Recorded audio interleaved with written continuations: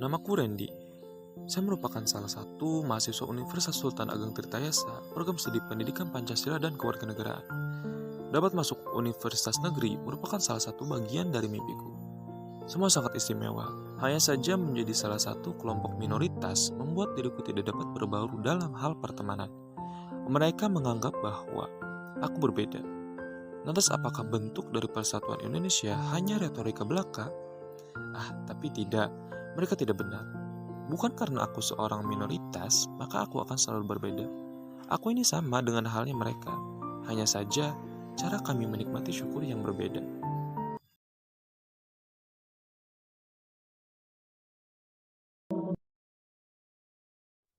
Halo semua. Halo. Halo. Halo semua. Halo. Yuk kita mulai aja yuk bahasnya dari sekarang biar nggak kelamaan nih. Sebelum itu ada baiknya kita berdoa dulu gak sih? Gimana? Boleh. Pimpin aja Salman. Oke. Sebelum kita mulai pembahasannya, alangkah baiknya kita berdoa dulu. Berdoa dalam hati masing-masing dimulai.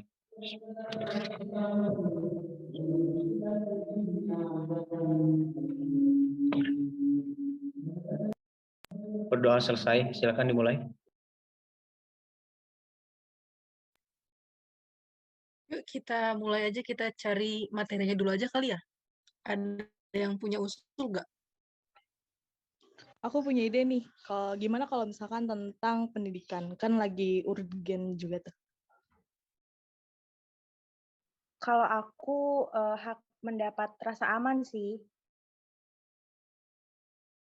Gimana kalau hak beragama? Kelompok si Kevin itu juga, Will, kayaknya nggak boleh deh kalau sama. Izin berpendapat teman-teman. Menurut saya lebih baik kita bahas mengenai hak pekerjaan. Karena menurut saya di Indonesia dengan masyarakat yang begitu banyak dan masih tingginya angka pengangguran, apalagi di masa pandemi sekarang ini, saya rasa cocok kita membahas mengenai tentang hak pekerjaan ini. Enggak, Boleh enggak. juga. Itu terlalu jauh gak sih? Mendingan kita, itu yang kata Ijul tadi lebih umum, dia pembahasannya lebih enak. Dan subpenelitiannya juga lebih ada gitu di masyarakat dan lebih gampang dicapai daripada ke pekerjaan kita harus turun ke daerah industri dan mungkin perizinannya rumit. Iya, aku lebih setuju tepat dilakukan sama Ijul sih. Soalnya kalau misalnya kalau kerjaan kan lebih ribet ya, dimana kita harus menggali ke fokus yang beda-beda gitu kan, banyak kan jenis-jenis pekerjaan tuh banyak. Kita harus nyari mulai dari penyebabnya, terus cara penyelesaiannya ini itu. Kalau misalkan dari segi kalau dari yang tadi diajuin Ijul tuh lebih gampang kalau menurut aku, soalnya kan banyak status dan itu bisa jadi pelajaran juga buat kita gitu. Kalau menurut Fadia sih lebih baik yang tadi, yang Ijul.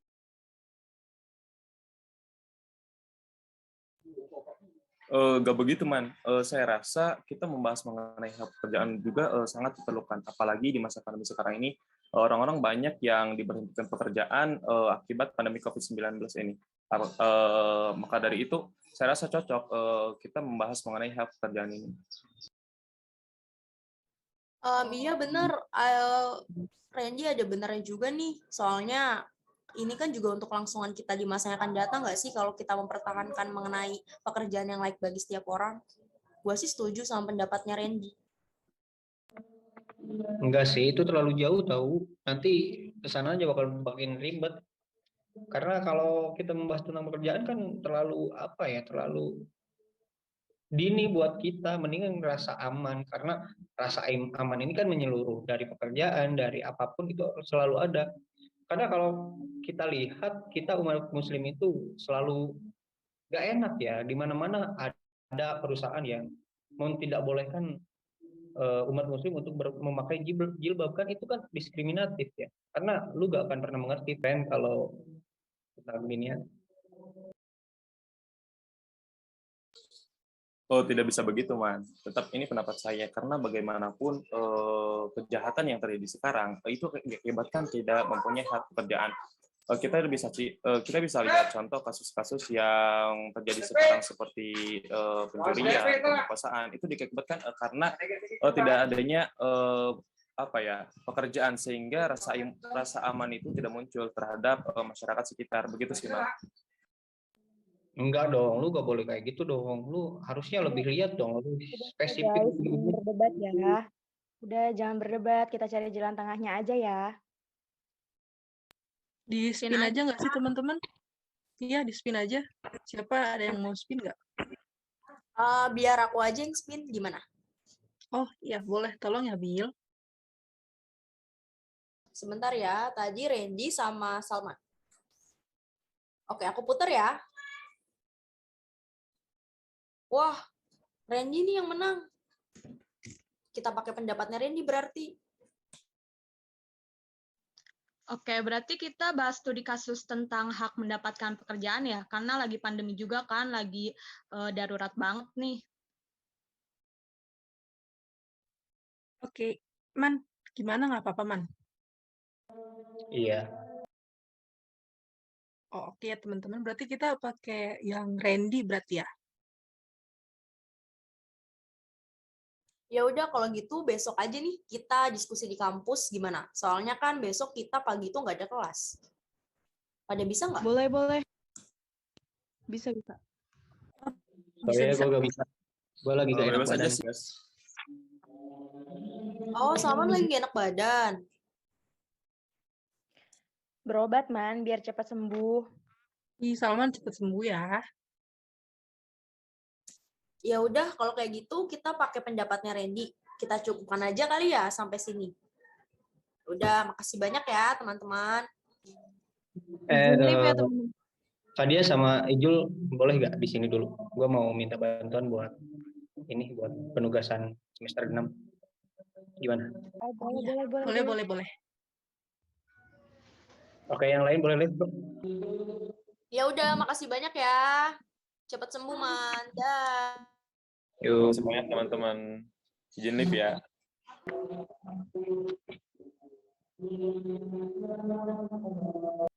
Seharusnya tadi kita tuh ngebahas yang kata Ijul aja tadi, kan pembahasannya lebih baik, lebih enak gitu. Jadi proyeknya itu lebih ada gitu masyarakat. Kalau tentang industri kan susah gitu. Apalagi yang tadi kata si Randy kan nggak nyambung gitu, susah. Gimana ya, nggak enak pokoknya. Gimana? Tadi gue setuju sih sama Salman, soalnya lebih baik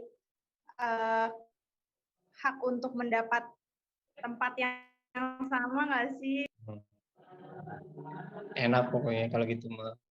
Iya, maksudnya kan, gue juga setuju sih. Tadi kan gue udah bilang ya. Maksudnya tuh gini, ketika kita ngebahas tentang hak mendapat perlindungan atau merasa aman di lingkungan publik kan, kita sebagai manusia tuh kayak ngerasa, oh ternyata gue punya safe place loh, gue punya tempat aman loh. Jadi lebih simple lah gitu bahasannya, maksudnya lebih masuk ke arah, kan banyak nih studi kasus kayak misalkan perempuan-perempuan yang kayak misalkan di catcalling atau gimana, nah itu bisa jadi studi kasus kan, jadi lebih simple gitu. Tapi eh, lu kenapa deh kayaknya ini banget sama si Randy, apa sensitif banget, kenapa mah kalau boleh tahu? Sebenarnya sih pas kemarin gue pernah itu di apa sih istilahnya, diskriminatif mereka tuh semenjak beberapa kejadian kayak bom yang dilakukan oleh teroris kan berimpact ya sama kita yang berumat muslim, walaupun kita mayoritas tapi rasanya kayak minoritas gitu. Dan teman-temannya si Randy itu kayak ngusir gua, terus kalau ada gua kayak julid, kan nggak enak ya. Jadi gua pasti kayak si Randy juga berpikir kayak gitu sama gua. Jadi gua bener-bener kesel banget kalau sama dia tuh, udah sakit hati lah istilahnya kalau sama mereka, Segitunya, sama umat Kristen. ih parah banget deh, Iya, makanya gue jadi kesel ya. bikin ngerti kan. Iya, jangan ditemenin deh Randy, ngeselin banget. Maksudnya kayak Iyalah, nggak kayak ngapain? gitu sistemnya. tugas kelompok gimana dong? Jadi nggak apa-apa. Apa kita bilang ke Salman aja ya? Kalau masalah pribadi jangan bawa ke kelompok. Iya deh, kayaknya ada masalah pribadi. Iya kan, soalnya Rendo sama Salman tuh kayak berseberangan gitu loh. Kayak kemarin sih di Zoom kan gitu ya. Minggu depan lagi dan lagi. Kalian lagi pada ngapain? Kita izin deh, kita mau ke lagi. Yuk, duluan ya teman-teman. Iya. Tadi si Fadia sama si Ijul kemana tuh? Oh, tadi ke lab PKN, guys. Oh. Gue telat ya? Oh, banget ya. duduk. Fadia sama itu kenapa? Tadi ke lab PKN. Oh. Tuh, pendapat tuh bagus banget loh. Seharusnya Salman setuju ya berdasarkan hasil voting. Tapi dia malah keluar Zoom. Emangnya lo ada masalah ya sama Salman?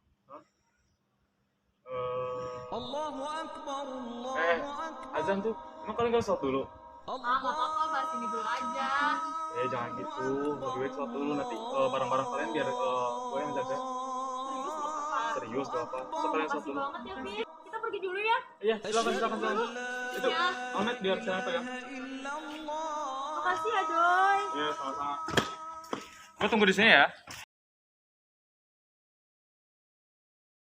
Halo semuanya. Halo Bila. Halo semua.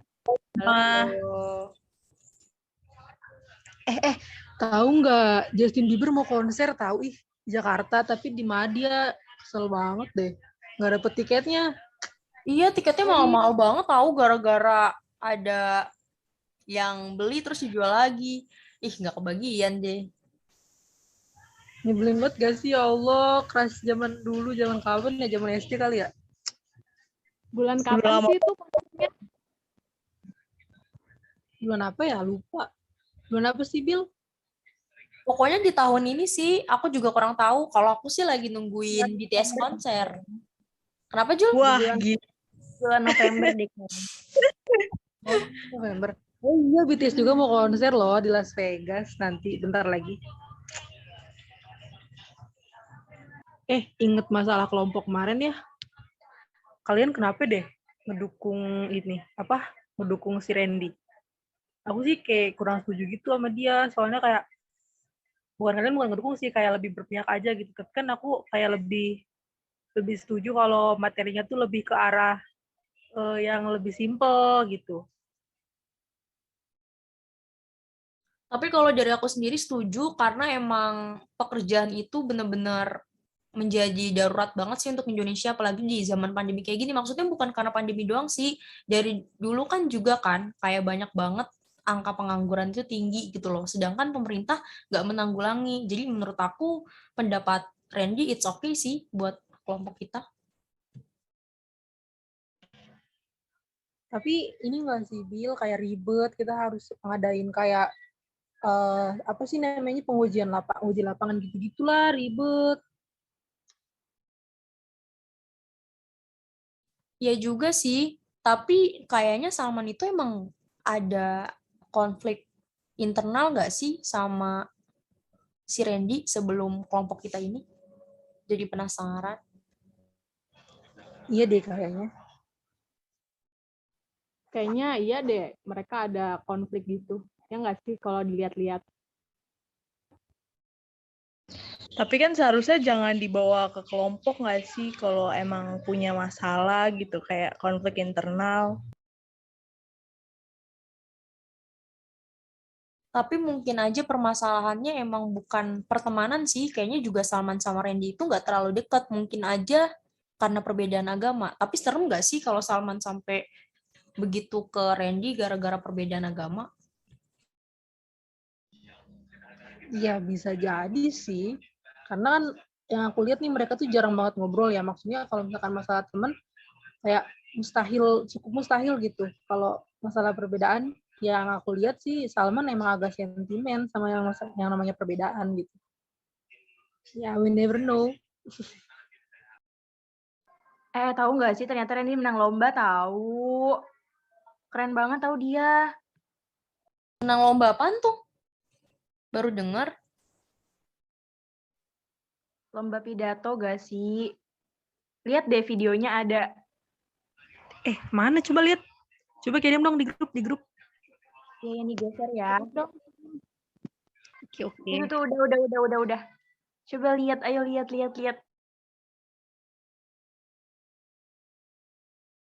Wah gila, Randy keren banget sih. Gimana tuh menurut komentar kalian? Komentar kalian apa sih tentang Randy? Ini keren banget loh. Iya loh, kan aku tuh nggak kenal banget ya sama Randy, tapi beneran keren banget tahu, kayak dia tuh nyampein materinya tuh jelas banget gitu loh, kayak masuk ke hati beneran, kayak aduh ya ampun, keren banget, mantap.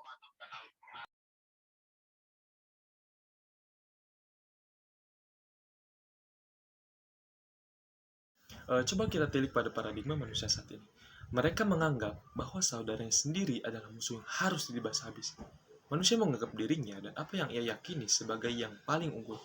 Padahal, pada faktanya tak satu pun manusia memiliki hak untuk menentukan siapa yang paling unggul, paling benar, dan paling salah.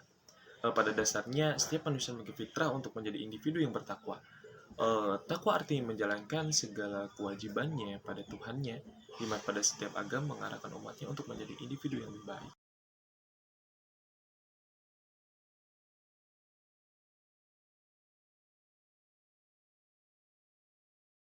Oke, Ren, silakan utarain persepsi lu tentang pembahasan kita. Wah, Salman semangat banget. Iya dong, biar kelompok kita terdepan. Asik.